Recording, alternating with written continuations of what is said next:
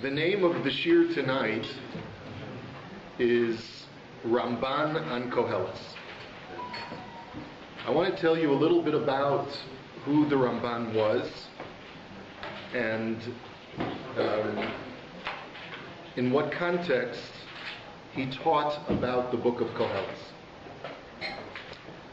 And if I could just ask for us to close the door over there so we'll get all of the outside noise out. Thank you. Thanks very much, Tova.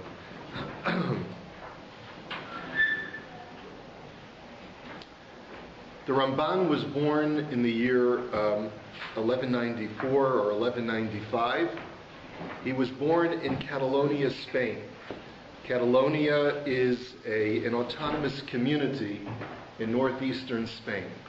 Now, this is part of Sephardic Jewry, but it's a very, very different form of Sephardic Jewry than from, let's say, where the Rambam was born or Rabbi Yehuda Halevi was born. This is northern Spain, and it is a completely Christian region of the area of the Spanish Peninsula. And as a result, and this is something that we may get into at a future time, the worldview of the Ramban is markedly different from the worldview of his counterparts who grow up in an Islamic genre and grow up there.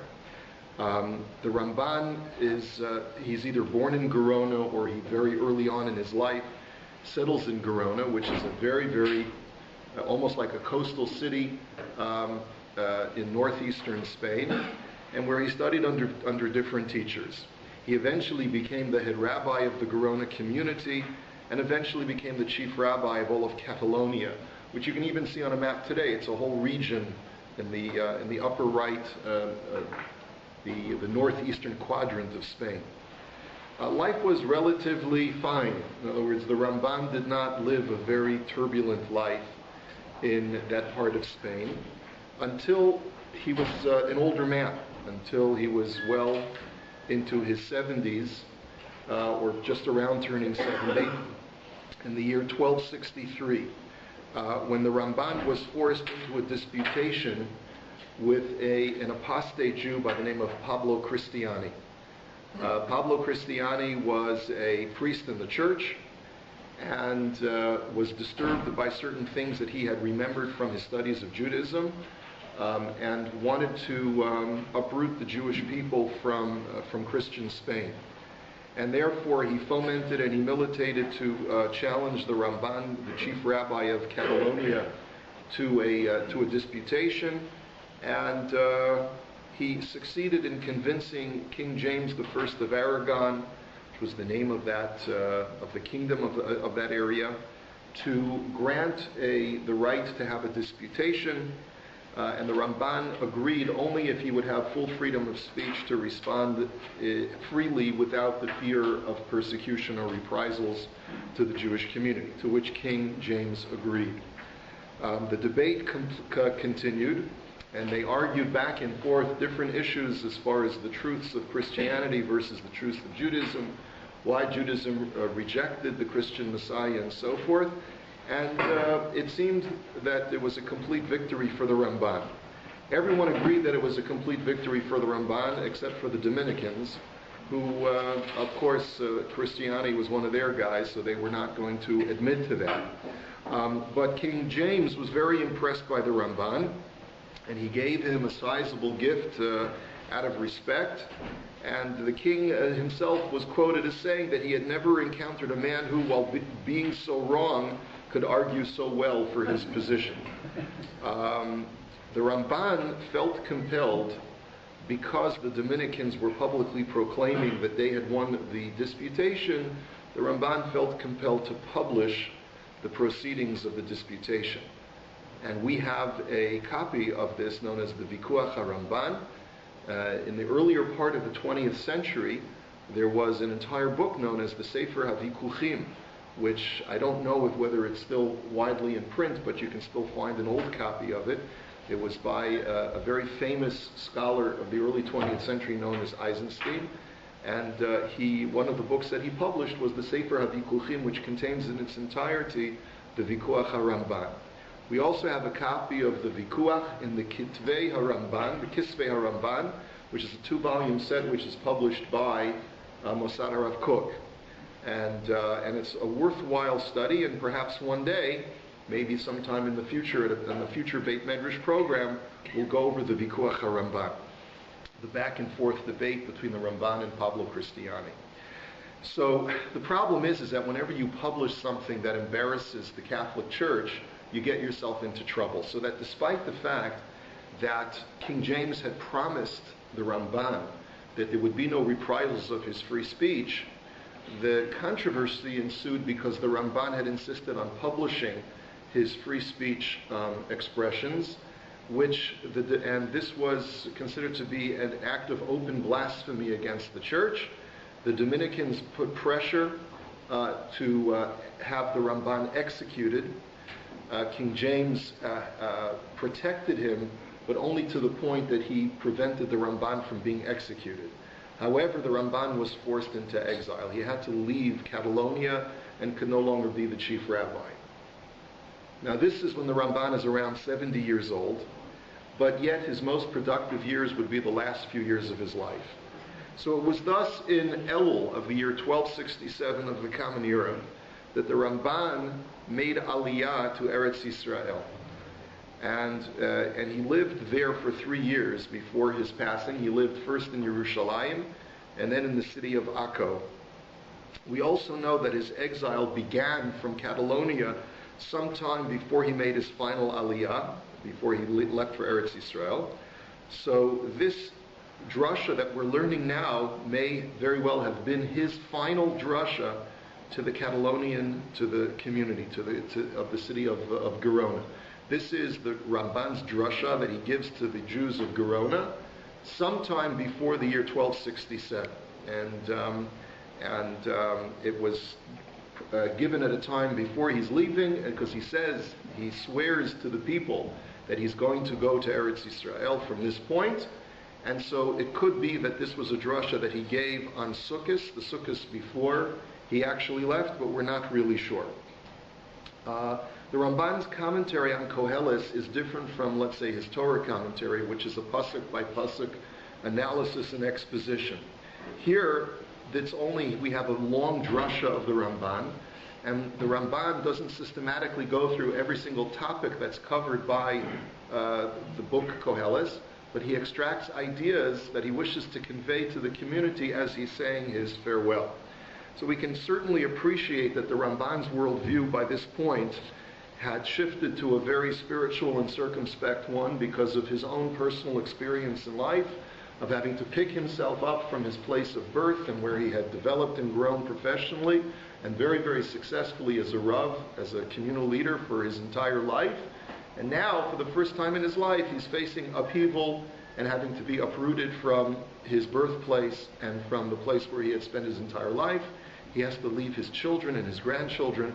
So it's an extremely emotional time for him, but it's also a time when he can be circumspect about the purpose of life, the meaning of life, and the really more spiritual affairs, and detaching himself from this world, from Olam Hazeh. And as the Ramban himself also notes at the beginning of his drasha, let me just see here, Shlomo HaMelech had written 3 major works that were later canonized. Shlomo HaMelech wrote Shir HaShirim, he wrote Mishlei, the book of Proverbs, and he also wrote this book called Koheles, which was the last work that Shlomo HaMelech wrote. This is what the Ramban says based on Chazal. And it's therefore not surprising that we find the Ramban as an older man, talking about the book of Koheles as he's saying his farewell to his people, just as we can imagine that Shlomo HaMelech had done as an older man, preaching to the Jews of Yerushalayim, as we'll learn about momentarily.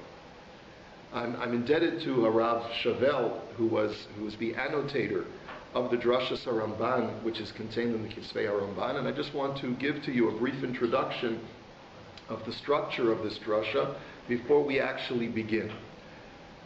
The first part of the drasha that the Ramban gives, and by the way, this was just a very brief biographical sketch of the Ramban, to help us understand the drasha that he's giving, his worldview, why he's giving this drasha at this particular time.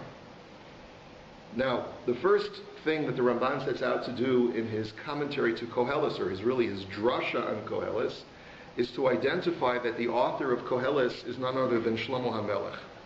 He will also explain to us why Shlomo in this work is known as Koheles and not Solomon and not just Shlomo, and how this work fits into the other works of Shlomo HaMelech. The Ramban then sets out to answer a very difficult question, which is that the primary theme, the central theme that runs through the entire book of Koheles is the concept of Hevel, Havel Havalim, Amar Koheles, Havel Havalim Hakol Havel. That everything in the world is vanity of vanities. And the major question, which is what we're going to discuss next week, is how could the wisest man who ever lived say about HaKadosh Baruch Hu's world that it's all vanity, that it's all nothingness? If after all HaKadosh Baruch Hu created this world, and he said about this world at the time of creation, Vayar Elokim es kol asher asa v'hinei tov ma'od, that God beheld everything that he had created, and behold, it was very good. How then can the Melech Shlomo then say about this world that it's all vanity, it's all nothingness? So the Ramban will answer this, and we'll get into this more next week, is that only certain details of a temporal world are actually Hevel, but that the world overall, what the Ramban calls the chomer of the world, the basic substance of the world, is unchanging and permanent. And what Shlomo HaMelech was attempting to do by declaring this world to be Hevel is to call to our attention that we should not focus on those temporal fleeting aspects of this world, but rather to stay focused on the eternal wisdom that is contained in this world that is not constantly changing. Turn away from the vicissitudes and turn rather towards the eternal truths that can be found in this world. The Ramban then discusses his disagreement with his almost contemporary Maimonides. The Maimonides had died in the year 1204. So we're talking about a 10-year overlap between the Ramban and the Rambam. The Ramban was only a 10-year-old little boy when the Rambam was nifter, but the impact that the Rambam had made on Jewish study in the Ramban's life was profound. And so therefore the Ramban devotes, as many of us know from his Torah commentary, he devotes a tremendous amount of attention to the writings of the Rambam, and he writes even a very important commentary to the Rambam Sefer HaMitzvos, and he addresses other writings of the Rambam. So in his drasha on Sefer Koheles, he discusses a very important statement made by the Rambam, who says, based upon a pasuk in Koheles and in other texts, that the world will last eternally, that this world will never be destroyed.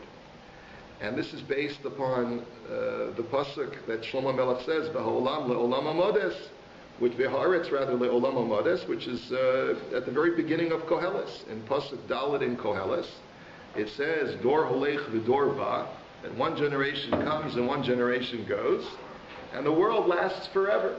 So the Rambam had said, based on this pasuk and on other proofs, that when Hashem created this world, it's true that he created it from nothing, but he meant for this world to be everlasting and continuing for all of eternity. The Ramban strongly disagrees with this, and therefore has to explain what Shlomo Melech really meant when he said, "V'ha'aretz le'olam omodes." And then the Ramban explains overall what Shlomo HaMelech's overall purpose in writing this work was, and it was to focus on three things. And the three things that the Ramban says that Shlomo HaMelech wanted us to focus on are as follows. Number one, that we should not pursue worldly pleasures because they are all, as the Ramban explains, as Shlomo HaMelech says, heaven. They are all vanity. So that's the first and foremost issue that Shlomo HaMelech wants us to do. He wants to divert our attention away from the fleeting pleasures of this world. The next thing that Shlomo HaMelech wants to teach us is that despite the temporality of this world, there is tremendous value that still exists because there are so many spiritual treasures that are contained within this world, if one just knows which aspects of the world upon which to focus. So that's an equally important component of Sefer Koheles. And the third aspect of Sefer Koheles that the Ramban says that Shlomo Melech was trying to convey was to try and reconcile the very difficult theological concept of tzaddik v'ralo and rasha v'tovlo. Why the righteous suffer in this world, and why sometimes the wicked prosper in this world. And ultimately, as the Ramban writes, Shlomo's conclusion is that it's too much of a mystery for a person to fully grasp, and as a result, Shlomo HaMelech ends his sefer with the idea of Sof Davar Hakol Nishma, that after everything has been heard, and after we get thoroughly confused, and after we're unable to solve the mysteries of life, especially the great theological dilemmas of Tzaddik Ralo and Rasha V'Tovlo, we have to conclude that Eso Elokim Yerav Ve'es Mitzvosav Shemor Ki Zeh Kol Ha'adam. There are two things that a person needs to do in order to be able to wade through the difficult waves of life, and that is to revere God or fear God and observe His commandments, because that is the totality of man. The Ramban does observe that there is an entire book of Tanakh that focuses primarily on the question of tzaddik v'ralo and rasha v'tovlo, and that is the book of Iyov, the book of Job. But it too contains esoteric knowledge that is not readily available just from reading the text, and says the Ramban that one has to study that text as well with a discriminating eye and with a reference to the words of Chazal, the words of our sages, in order to properly understand that text. And Koheles contains a little bit of a discussion, but only a percentage of the discussion that is contained in the book of Iyov. And the Ramban will explain why Shlomo HaMelech did not make that his primary focus, but only spoke in abbreviated form. And it's primarily because the whole book of Koheles was written with what the Ramban calls Midas Hadin, with Hashem's attribute of justice, meaning that there's a certain external aspect to our world which conveys a certain kind of message, and that's that external message that Shlomo HaMelech wished to convey when writing the book of Koheles, and therefore he did not wish to reveal too much. Then the Ramban says, and here you will clearly understand the historical context of this drasha, the Ramban says that the main place where a person can observe all of the mitzvahs of the Torah is in Eretz Yisrael.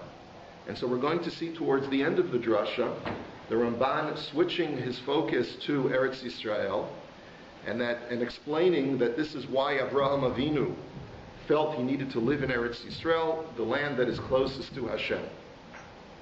And therefore, he says that this is contained within the directive of Shlomo of making sure that you can observe as many mitzvahs as possible. And finally, the Ramban lists two very powerful mitzvahs for which a person is greatly rewarded. And those two mitzvahs are, the first one, not surprisingly, is the mitzvah of Yishuv Eretz Yisrael, which the Ramban considers to be one of the 613 mitzvahs. And the second mitzvah that the Ramban emphasizes greatly is the mitzvah of tzedakah. And he spends the last few pages of this drasha, the last few paragraphs of this drasha, discussing the great merit of the mitzvah of tzedakah, which will ultimately bring the redemption.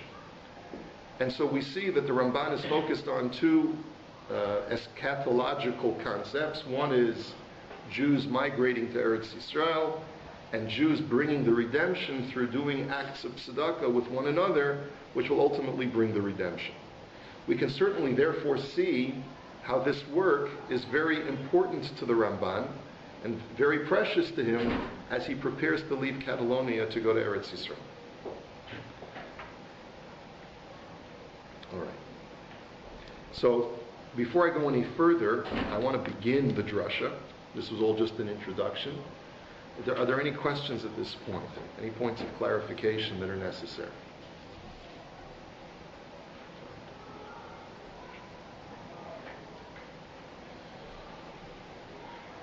All right. So the Ramban's first objective is to define who this nebulous Koheles, who this mysterious Koheles guy is. Divrei Koheles ben David Melech b'Yerushalayim.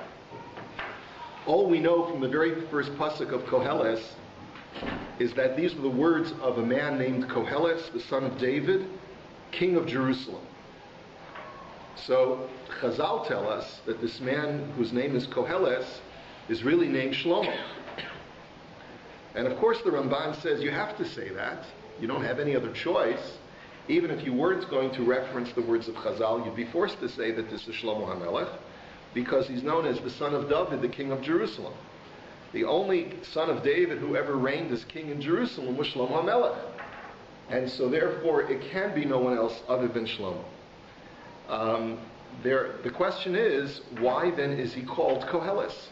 Why is Shlomo HaMelech known as Koheles?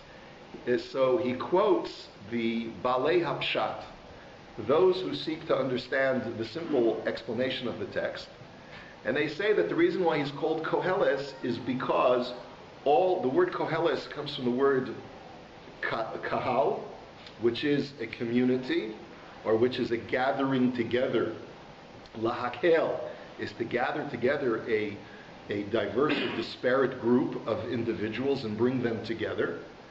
And therefore Shlomo HaMelech is called Koheles because all of the disparate ideas and particles of knowledge that exist in the world were collected within him. So he is sort of a conglomeration of knowledge, and that's why he's known as Koheles. But he says that's only according to some portion. Chazal have a different explanation as to why he's called Koheles. He's called Koheles bishvil shehikil, because he gathered together Jews to teach them areas of wisdom. Shlomo HaMelech made it a point to not only preserve wisdom within himself, but to share that wisdom with the subjects over whom he was reigning. Indeed, Shlomo HaMelech viewed his project, or his duty as the king, to share of his wisdom and to educate the masses, to educate the Jewish people. Now, not only that, but Chazal tell us that other nations, when Shlomo HaMelech would preach publicly and teach wisdom to Klal Yisrael, this was done completely in public, in Yerushalayim. And so, not only Jews came to these public lectures, but non-Jews came as well. And that's how the world learned of the wisdom of Solomon. That's how we find that even the Queen of Sheba in Africa hears of the great wisdom of Shlomo HaMelech and comes to visit. And that's how we hear of all of the international world leaders hearing of Shlomo's wisdom, because this was his project. And you can imagine that this was not a common practice among other kings of the world at this time, to make it a point to devote a portion of their monarchy to educate the masses by giving them lectures and homilies about the purpose and meaning of life. So this really marked King Solomon as a unique world leader who not only knew how to govern society, but also to educate society and bring them up to a new level of education and sophistication. The Ramban explains that the benefit of teaching areas of knowledge publicly is that a person of lesser knowledge will be unable to understand the wisdom of a person of greater knowledge unless that greater person seeks to make his wisdom understood to the masses. Now, what does that mean? It means that when you know that you're speaking to a large assembly of people, you have to figure out how to simplify and make digestible very, very difficult and sophisticated ideas.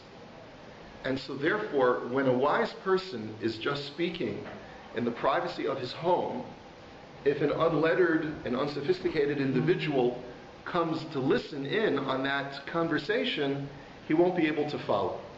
It's only when the wise person recognizes that he's preaching to a very diverse audience that he has to strive to deconstruct and to simplify very, very complex ideas and make them understandable. And that is why, says the Ramban, that the Torah itself is called Morasha Kehilas Yaakov. Torah tzivalanu Moshe, Morasha Kehilas Yaakov. The Torah was given to us or commanded to us by Moshe. It is inheritance for the congregation of Yaakov. Why the congregation of Yaakov? Why don't you say Morashas B'nai Yisrael, an inheritance of the Jewish people? And Chazal say that what we see from this statement of Kehilas Yaakov is that the Torah is not only accessible to the Jewish people, but it's also accessible to Gerim, to converts who wish to attach themselves to the Jewish people. And the reason is because the Torah was meant to be preached publicly so that the world could listen to the wisdom of the Torah and its message could be proliferated to the masses. And that's exactly why Shlomo HaMelech over here is called Koheles, for the same reason why the Torah is called Morasha Kehilas Yaakov.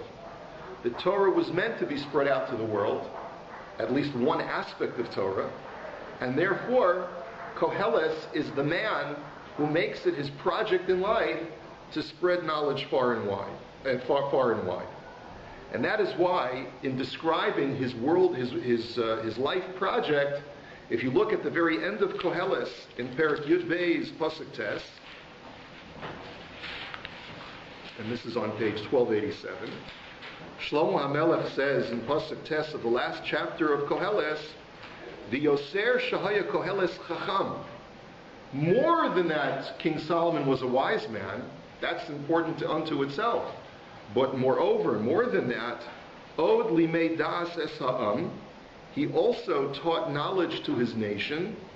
V'izein v'chiker tikein mishalim harbei. V'izein v'chiker. What does the word izein mean? He eared the Torah? What does that mean, he eared the Torah? You could say that he created from the word moznaim. That's a good way of understanding it. Rashi says that the word v'izein over here means that she'asa oznayim la Torah. What does it mean he created oznaim? Because an ozen is not just an ear, but it's a handle. If I have a mug, the thing that allows me to hold the mug easily is its handle. Shlomo HaMelech saw that the Torah was this precious vessel containing the most important knowledge. But in order for people to be able to hold it, to be able to contain it, he had to create handles for the Torah. So izein, he created those handles to allow people to get a foothold and to grasp the Torah properly. And what else does he say? And vichiker, and he delved into it, and tikein mishalim harbei, and he instituted many proverbs. And indeed, that's the very purpose of creating proverbs. Why does a wise man have to create proverbs? He doesn't necessarily have to do it for himself. If I understand the concept, then I don't need to create an analogy for a concept that I already understand.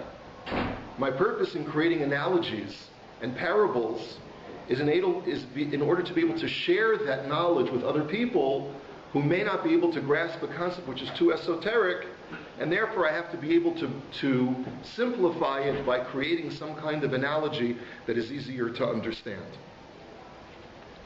And this is really Shlomo's project, not only in Koheles, but really more importantly in Sefer Mishlei, which provides proverbs to explain more complex ideas.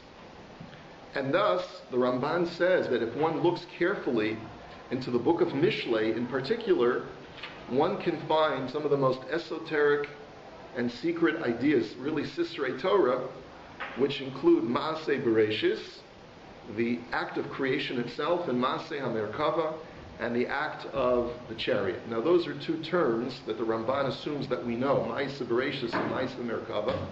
But what he's really alluding to is that the Mishnah in Chagiga tells us that one is not supposed to expound on these subjects, which are extremely esoteric.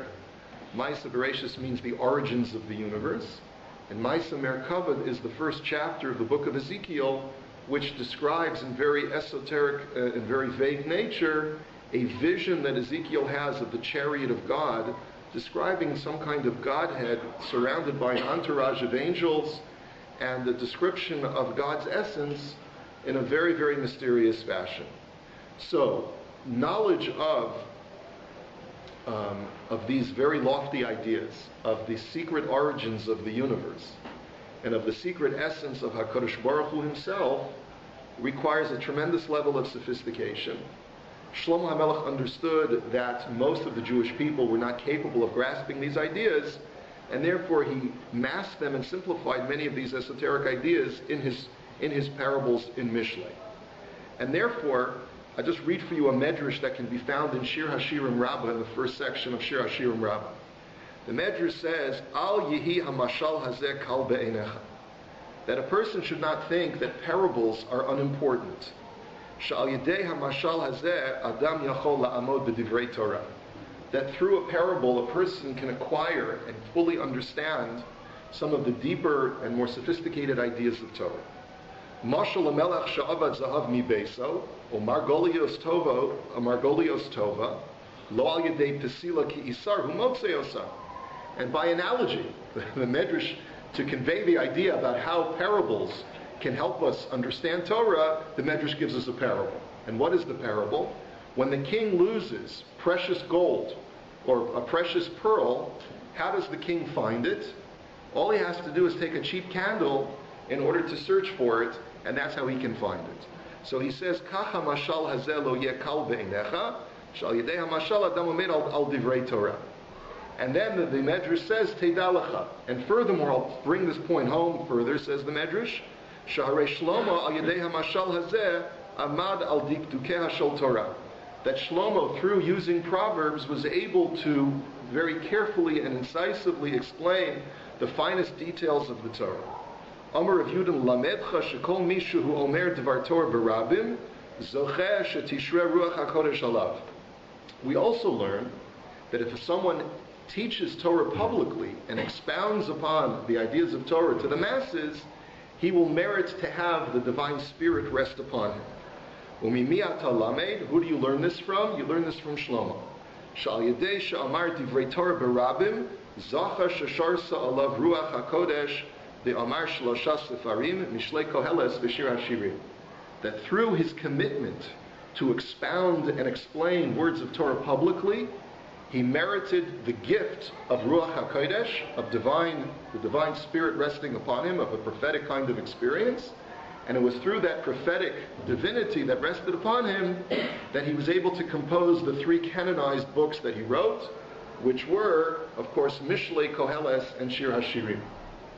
And I think that there's something very deep in this Midrash, although the Ramban doesn't say this explicitly.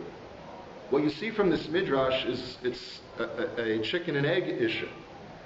On the one hand, you see that there's value to teaching Torah to the masses, because that way you share of your wisdom with others. And that was Shlomo HaMelech's project. But Shlomo HaMelech himself was enriched through this commitment to Klal Yisrael. Because had he not decided that he was going to teach the masses Torah, he himself would not have merited Ruach HaKodesh. But because he committed himself to teach others, HaKadosh Baruch Hu rewards him by granting him Ruach HaKodesh. Now one can say that this is just simply a divine gift, and that there's a metaphysical schar va'onesh, reward and reward that is at play over here.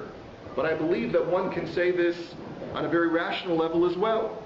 That as soon as you commit yourself to help educate others, you develop a new form of communication that enables you to have a more profound understanding of the material that you already believe, that you understand.